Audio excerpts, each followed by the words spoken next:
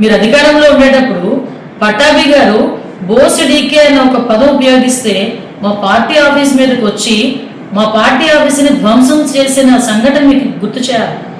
ఆ రోజు ఎందుకు అలాగ చేశారు అంటే మా కార్యకర్తలకి నా గురించి మాట్లాడితే బీపీ వచ్చింది అని జగన్మోహన్ రెడ్డి మాట్లాడిన మాట నేను ఈరోజు గుర్తు చేస్తున్నాను. ఈరోజు అదే పరిస్థితిలో మా నాయకుడు అనుకుంటే ఈరోజు రోడ్డు మీదకి వచ్చి మీరు మాట్లాడగలరా?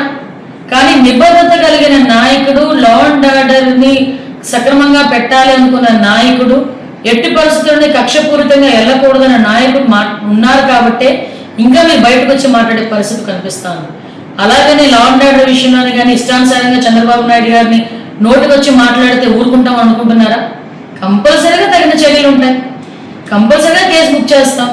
మీకు ఒకటే చెప్తున్నా, ఈరోజు చంద్రబాబు నాయుడు గారిని ఒక మాట అంటే నేను చంద్రబాబు నాయుడు గారిని అనేసాను నువ్వు అనుకుంటున్నావేమో, కానీ గౌరవ ముఖ్యమంత్రి గారిని ఒక మాట అంటే రాష్ట్ర ప్రజలను ఒక మాట అన్నట్టే.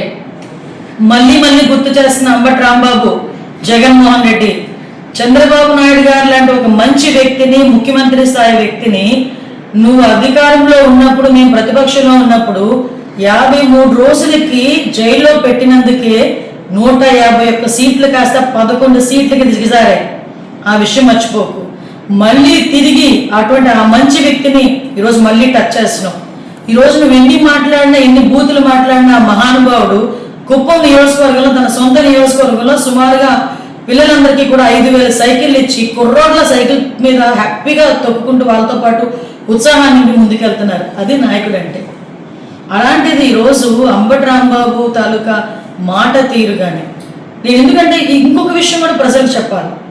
ఈరోజు కల్తీ నెయ్యి విషయంలో రాష్ట్ర ప్రజలందరూ కూడా వైఎస్ఆర్సీపీ మొహాన్ని ఉమ్మేస్తున్నారు.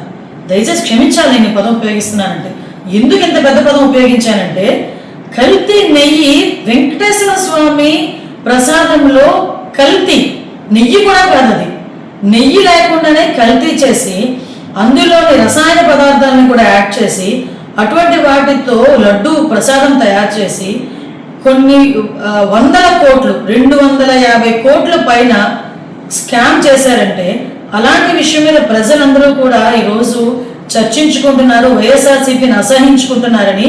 ఈరోజు డైవర్షన్ పాలిటిక్స్ చేయడానికి ఈరోజు అంబటి రాంబాబు బయటకు వచ్చి ఏమీ లేకుండానే పెద్ద సీన్ క్రియేట్ చేసి కావాలని గౌరవ ముఖ్యమంత్రి గారిని అన్ని అసభ్య పదజాలంతో మాట్లాడాడు.